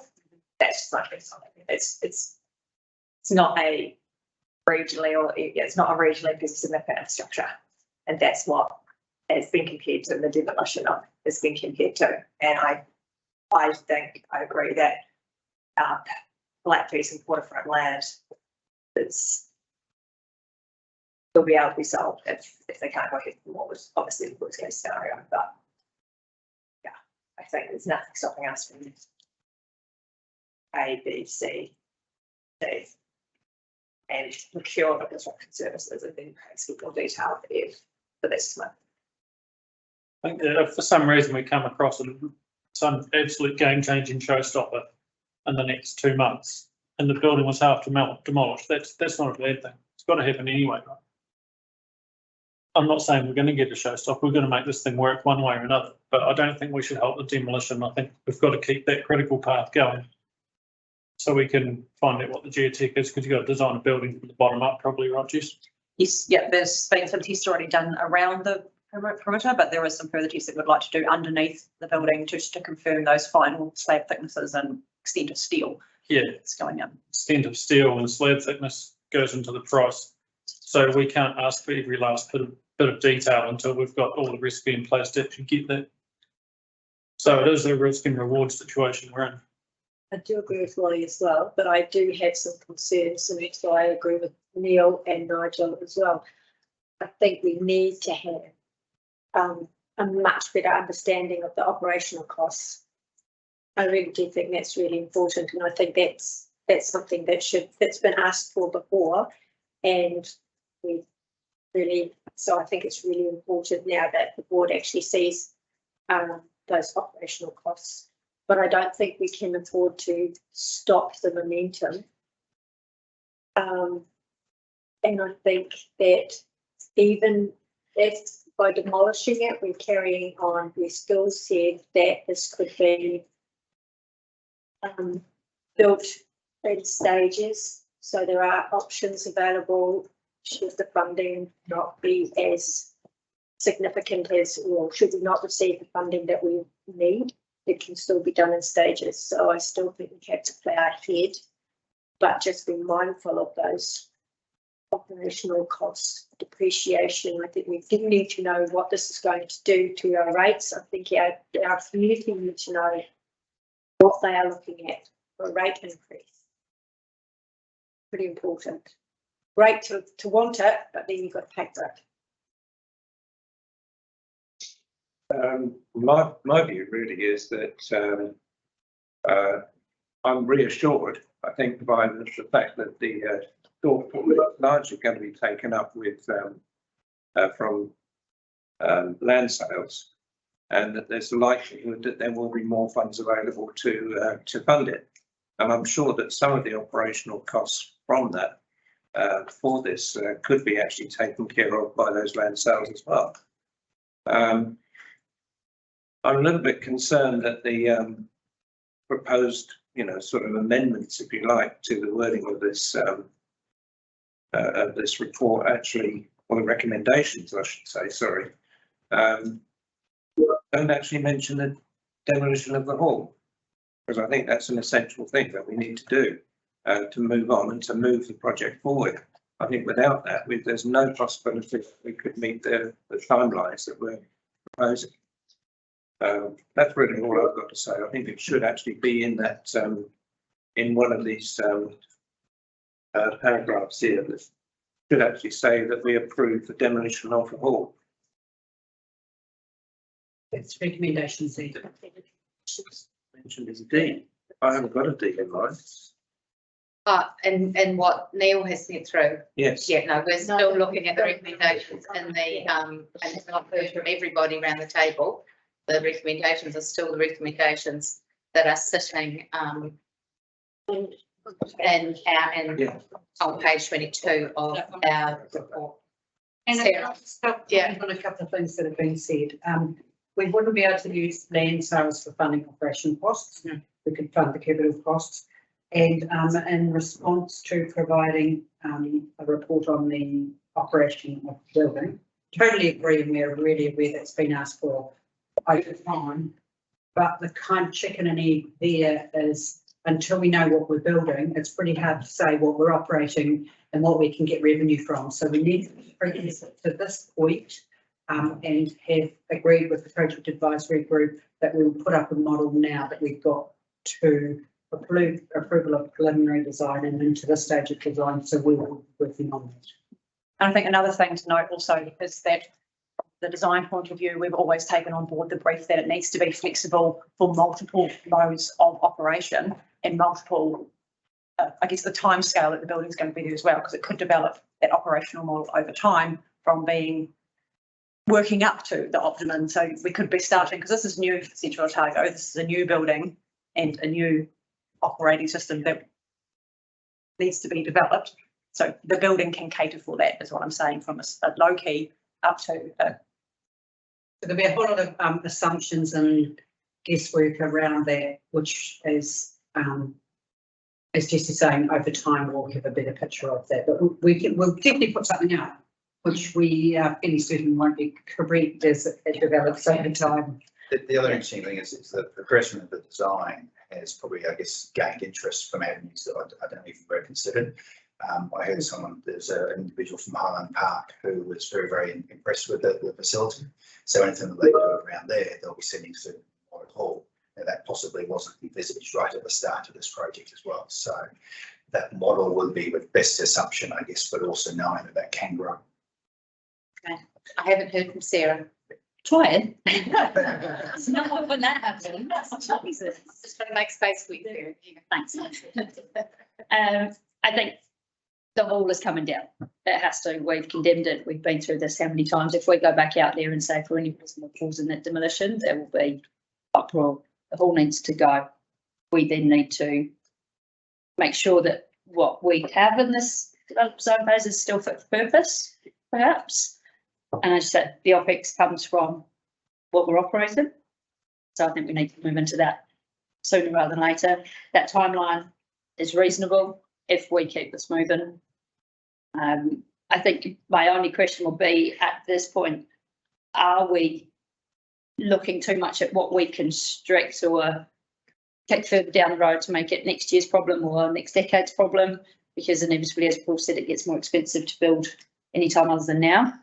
I would like us to not be relying on that as a way out and make sure that the museum at this stage is included. Let's do everything we can to include everything we've got in there, but also looking at potentially we've got the capacity that it ever does expand or change or need to grow, that we're also doing that. We're not limiting ourselves because of budget.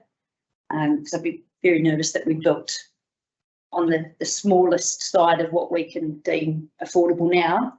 And then we look back in 10 years and think, oh, if only we'd done this, we could have extended or done more. We just need to be, if anything, careful to be able to expand in future, not contract now.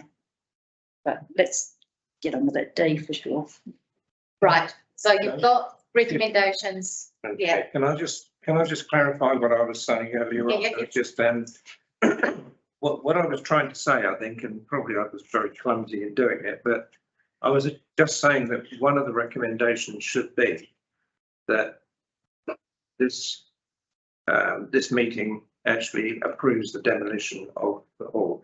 Because at the moment, there is one in there, but what Neil is suggesting doesn't actually state that. Yeah, and we'll get to, Neil does want to move his recommendations in a moment, but I just want to take you back to the recommendations that are on page 22 so that you've got, you're mindful of what they are, so that when Neil puts forward his recommendations, you can be thoughtful between the two sets, because we might, well, they're going to go up in a second. But the ones that we have on page 22 at the moment are false that we received the report and accept the level of significance. B, that we adopt the developed design. C, that we approve the commencement of detailed design. D, that we approve the demolition of the existing hall building and appropriate salvaging. E, that we approve the procuring of construction services. F, approve the developed design estimate and funding shortfall from land sales up to the value of $7 million. And G, authorises the chief executive to do all that's necessary to give effect to the resolution. So if you've got those in front of you, Neil would like to move these recommendations, A being the same as we currently have, B being the same as we currently have, C being the same as we currently have, D notes that the 2021-31 long-term plan funds the Cromwell Memorial Hall project at a cost of $31.5 million, and that the developed design estimates is now expected to be $42.849 million. E notes the shortfall in project funding of $11.349 million, of which $5 million is expected to be met from external funders that are to be confirmed in November 2023, and the remaining $6.349 million is proposed to be funded by way of land sales unbudgeted in the 2021-31 long-term plan. F, prior to any approval of detailed design, the board receives for its approval a full business plan for the Cromwell Memorial Hall project that details what the cost of the new facilities will be, how these costs will be fully funded, what the operating model will be for the facility once it's built, what the operating and maintenance costs for its future operation will be, and what the rating implications going forward will be. G, advises the council that the board has noted that the council's review of museum services and funding is still to be completed, and the council should note the museum proposal included as part of the Memorial Hall project in its review. And H, advises the chief executive to do all that is necessary to give effect to the resolution. Now, from what I've heard around the table, the feeling around the table of those who are present is that we should be retaining the recommendation that the D from the original recommendations approves the demolition of the existing hall building and appropriate salvaging. Retain A, B, C, D. And retain A, B, C, D, yes. B, there was a note that it doesn't actually reference what the developed design was, and I think so. We've talked about that here in this meeting, and it is the developed design as per the appendix. So we need to reference that in the resolution. Yes. Yeah. Okay. And that's sufficient. And are you going to say where the $6.34 million that's funded from land sales, are you going to say that they are from Cemetery Road land sales? Add that detail, get the sales coming. Is that okay? And we should probably not say unbudgeted, it is lightly budgeted. So we probably should just reference from Cemetery Road land sales. Yeah. Yeah. The issue is with F. And external funds to be confirmed in November. Remaining $6.349 million is proposed to be funded by way of land sales from the Cemetery Road industrial development.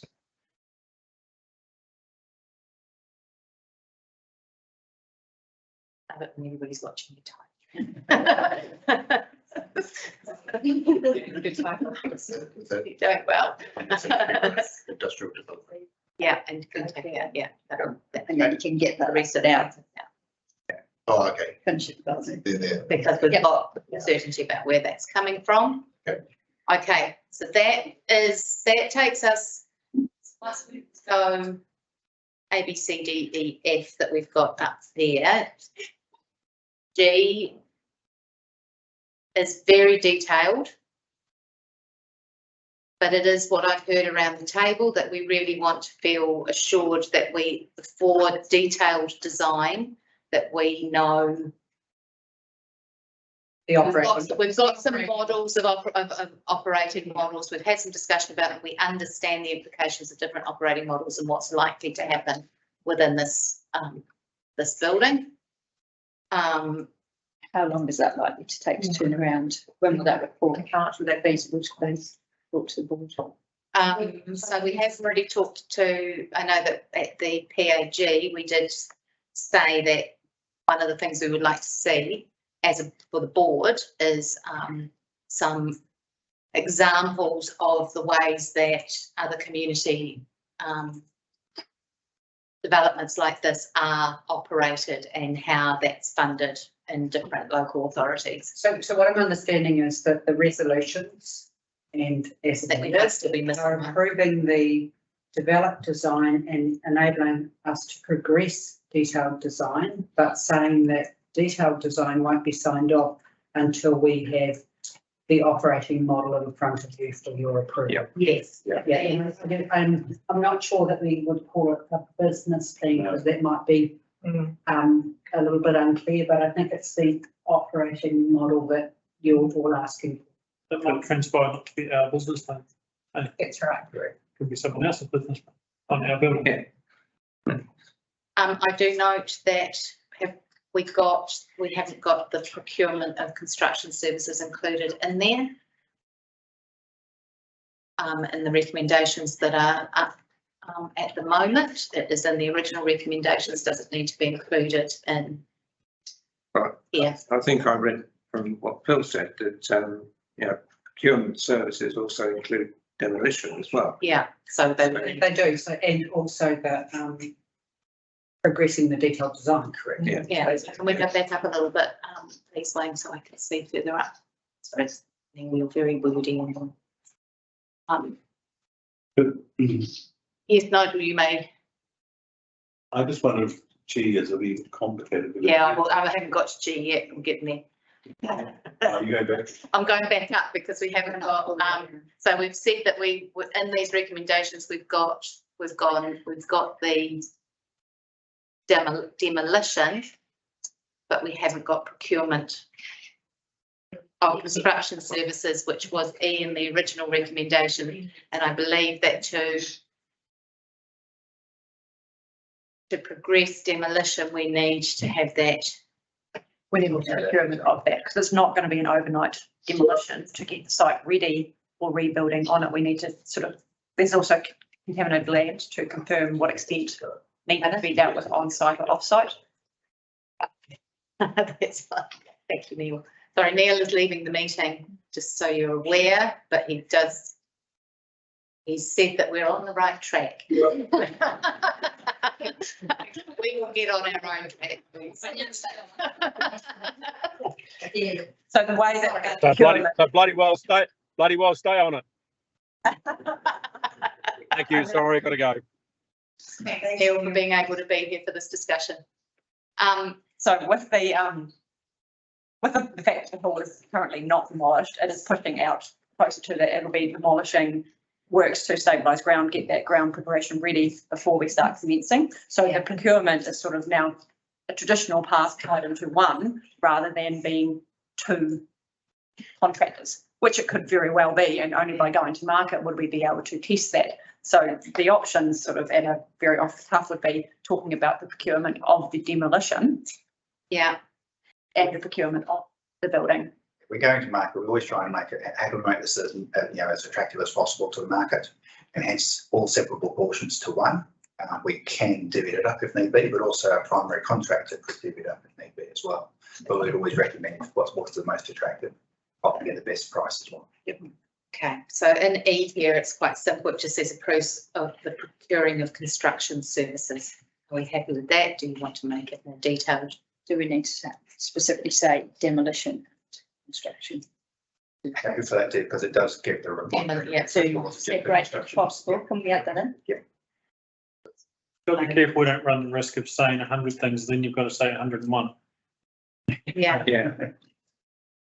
I think that, I think part of working through these is we've got the majority of things that we already had in the original recommendations, but it's just to ensure clarity over some aspects so that we haven't got the situation where it can be interpreted in lots of different ways. The good news with G is that it says, yes, we need more info, but we're not letting it hold us up. Yeah. And when this isn't happening overnight, currently our program has it that the demolition, if it follows the path that it is right now, would be more like October. Yeah. So there was actually a couple of meetings before then to be able to workshop this operational model, develop that further so that you could choose to combine that procuring into one as an option. The only thing that will have the hall down in the next 6 weeks is Miracle. The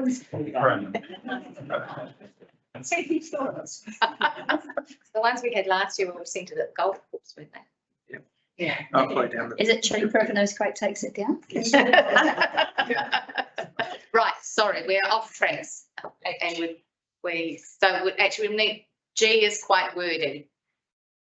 Is there a way we can be more succinct, It's not a. or is that as succinct as we can? E, yeah. I think it's this one. H, prior to any approval of the detailed design, board receives or its proven operating model for the Cromwell Memorial Hall project that details. It doesn't need to say that, does it? It doesn't need to say what the cost of the new facility would be. I think we should rein it way better. I think we need to rein it in a bit. Could I just comment on it's really H? Because I think capital issues of taking care of the demolition, the governance, it's just around the operating, and the operating, there are two components to it. One is just the physical, mechanical costs of repairs and maintenance and filled correctly, but there's a standard cost per square metre that you'd allocate for operational costs in that area. And Gareth and the team on the operating side of the income and expenditure have put a model up positing income from use of the hall and costs, and you could do a high and low operating model quite easily and see what estimated impact on rates that would have. And as long as you've got comfort that even on the low side where the income is down, the operating costs are what they are, is as long as you've got comfort that that's going to be covered by the rates bill. That's the only exercise you need to do, really, in my belief. And you don't need to be complicated. And you can approve everything else in these recommendations, subject to getting some kind of estimated operating figure. And what, are you saying that we need to have two parts to that? Is that you'd add the two together. You'd have physical side of it, which I imagine is quite straightforward. And then you've got to make some assumptions about staffing. I think that's probably the big unknown. And then make some assumptions about a high income operating expenditure and a medium and a low. And then arrive at some kind of estimated money figure and how that translates into a rate split, basically. Yeah. And as long as you've got comfort that high, middle or low, you can cope with it, you go ahead. I need to know how I'm going to write that in A. Pardon? Yes, you may. Which is very similar to what you've got there with. Prior to any approval of the detailed design, the board receives. Does it need to be any approval or just approval? Approval. Prior to approval of the detailed design, board receives for its approval what the operating model will be, what the facility once it's built, what the operating and maintenance costs for its future operation will be, and what the rating implications going forward will be. It's a little bit clumsy, but it's exactly what it says there, but just taking out a full business plan for the board through to, so what we, so it would be receives for its approval the operating model for the facility once it's built, the operating and maintenance costs for its future operation and the rating implications going forward. Got that right? Absolutely. Prior to approval of the detailed design, the board receives. So prior to approval of the detailed design, the board receives for. As it needs to say the board approves. Okay. Receives for its approval. The board approves. The operating model. The operating model for the facility. So you're taking out this memorial project that details what the cost of the new facility will be. We don't know. How those costs will be fully funded. So we're Already taking got this part out. Yeah, so then we say it's the operating model for the facility, within what it will be, once built. The operating and maintenance costs for the future operation. You need to have that. If it's operating and maintenance costs, they are automatically about its future. Okay, the operating and maintenance costs Will be. and the rating implications going forward. Yeah. Can you actually read that back to me, please? I've just written all over it. Prior to approval of the detailed design, the board approves. Or is it receives for its approval? Am I tying it into, are we tying it too tight? Okay. Right, I'm happy with that. The board receives for. List 1, 2, 3. As bullet points, yeah. Prior to approval of detailed design, The board receives approval. Fine. Model. The operating model for the facility. Next bullet point. Yeah. The operating and maintenance costs. For its operations. Yeah, but the operating and maintenance costs. Yeah. Yep. 3. And 3, rating implications going forward. Yeah. So they need to be the likely, because. It's the likely expected, but they can't be The likely operating model for the facility. Predicted. So it looks like we've done it. proposed. The proposed operating model for the facility. Looks like we've done a bit of a study on at least, not guessing. The proposed operating and maintenance costs. I think they're projected. And the likely. And the likely rating implications going forward. Yeah, I think operating and maintenance costs are projected. And whether Yeah. you want something, Okay, projected and whether, and likely. sorry, and whether you want something about estimated income. That's in the operating model. Shut up. I'll take it, but I'll break it. No, That's not true. We're giving you enough. Well, let's start breaking it down to. We're giving you enough to do, Phil. Oh, Phil said he'd do it next week. there's a whole team behind me, it's fine. It's good. Okay, let's just have a look at this. It's just trying to make sure that we are getting the information that we need to be assured that we're moving forward with some certainty. Speed. Proposed operation. Proposed.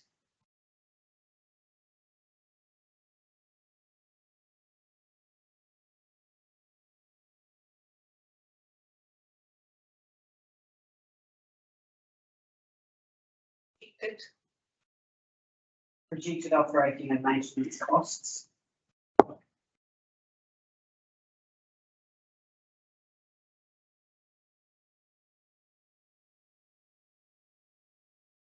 And the likely ratings and computations.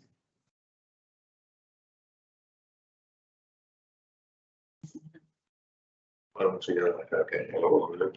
By the way.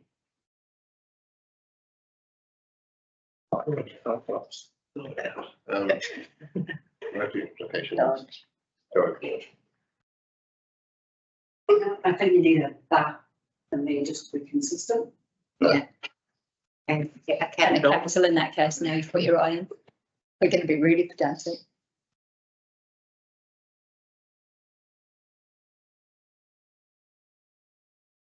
Well, it's not. It's been very helpful in helping us to think about what we actually, the information that we actually need to feel assured that we're making good decisions. It gives me clarity about what we have to bring back to this.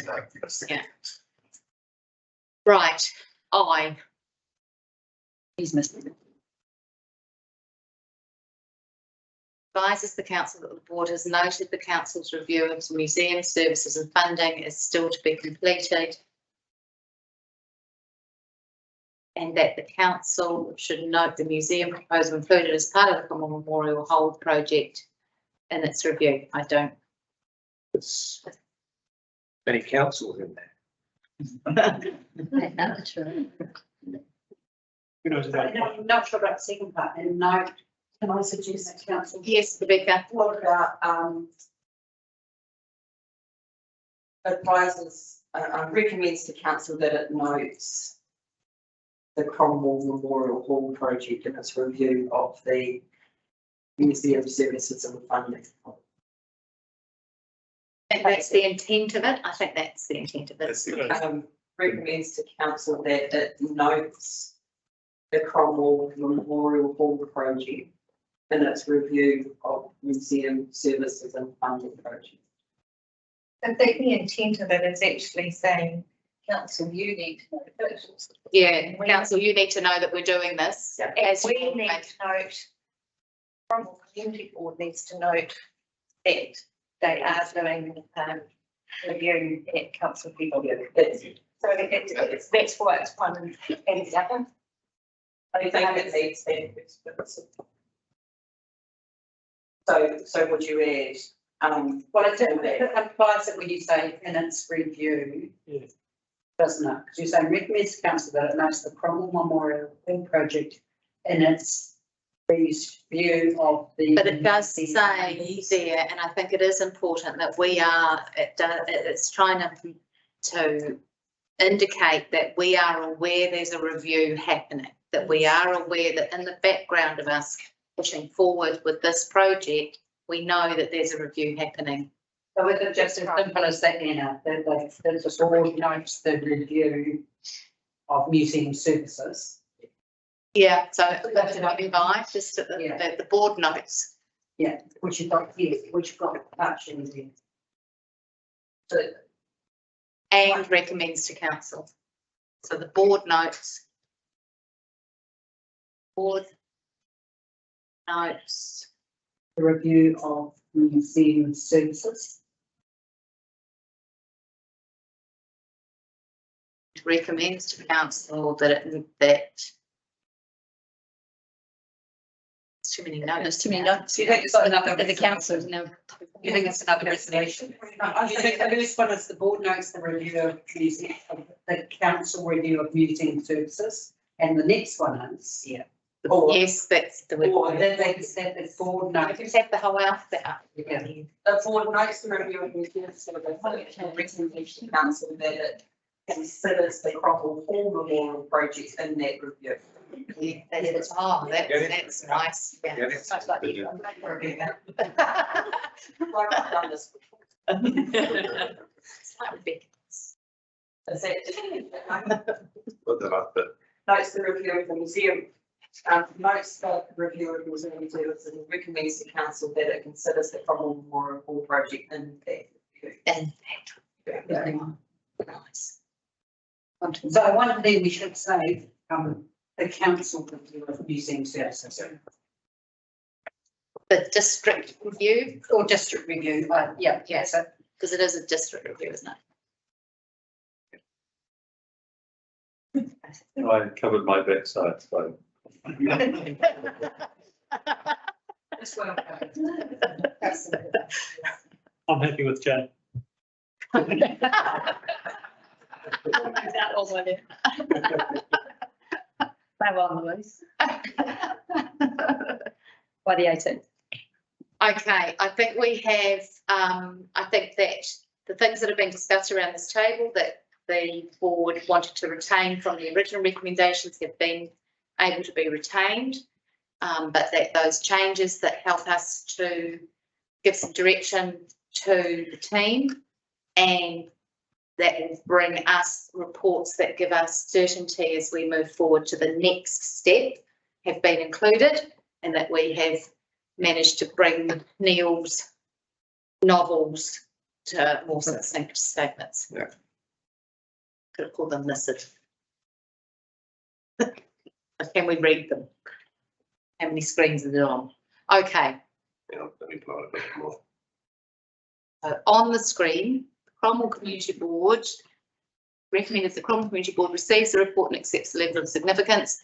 B, adopts developed design for the Cromwell Memorial Hall building as detailed in attachment 1 of the report. I think it was appendix. Appendix. Oh, okay. Yes, it's not in, it's in the actual report, yeah. C, approves the commencement of detailed design. D, approves the demolition of the existing hall building and appropriate salvaging. E, approves the procuring of construction and demolition services. So the change there is the word demolition.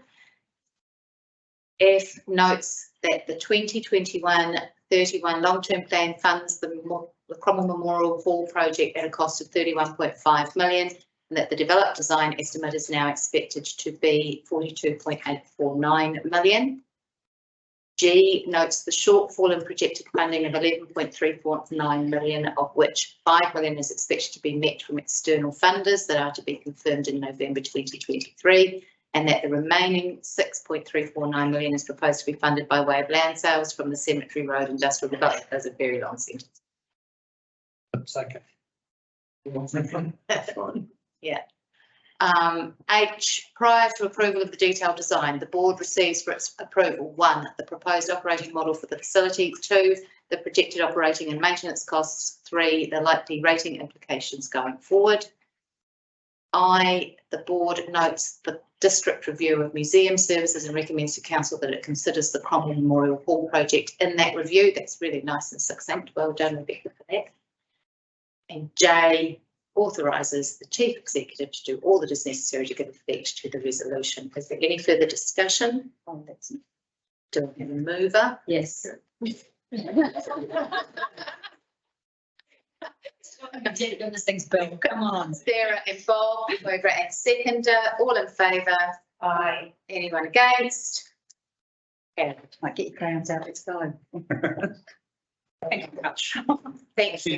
Yeah. So, Gareth, I'm here, so I'll just keep quiet.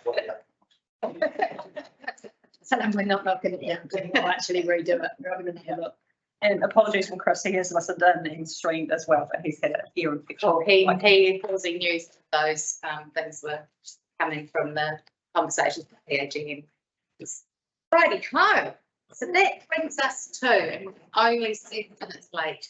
That's impressive. Maybe 8. 2. Item 23.3.7 on page 56 for agenda, the governance report. I'll just take a minute. Oh yeah, take a moment, please, people. Yeah, everyone take a moment to make that. You've got 5 minutes. Oh, time to make a cup of coffee.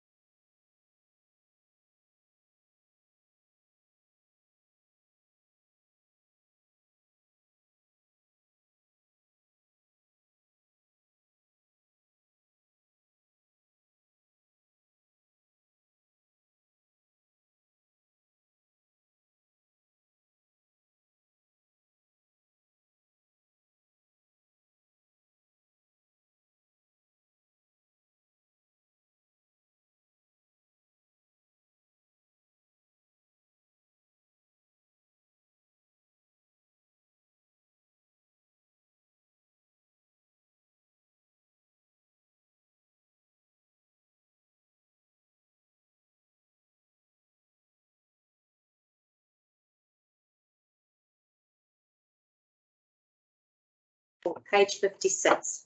Rebecca has an update for us on, what have you got? Thank you. I just got a slight update on the grant that was awarded to the Dunstan tool shed. So they've been going through the permission process. They've received what they need from Colliers, and that's where it was last in the status report. That's where they'd got to. I met with Megan Phillips this morning. Where it's now at, it's still progressing, but the trust has had some change in trustees, and it's much more of a volunteer basis organisation. So it's wanting to secure the ongoing ownership of that shed and how it's going to work again across the trust. So it's still progressing. She's hoping to get a result by the end of June. But just for you to have a slight update following a meeting with her today. A long time. It is, and it's, yeah. So these are those funds that you're That's that looking after for people. That's what I just need a ring fence. Anything else on? Well, I was just going to say, Claudia actually said earlier on there was a change in this, in the revocation of the Greenway Reserve, didn't it? Yeah, and that has been approved by Doc on that. It was only Friday that happened. Oh, was it? So Oh, it's okay. in here. Yeah. So the procurement of the Greenway Reserve or the extension for the New World has been approved by Doc. Yeah. That's Any further comments on any of those? That takes us to the resolution on page 56, which is just that we received the report. Mover and seconder. Thanks, Cheryl. Thanks, Wally. All in favour? right. And then that takes us to the resolution, the date of the next meeting, which is on page.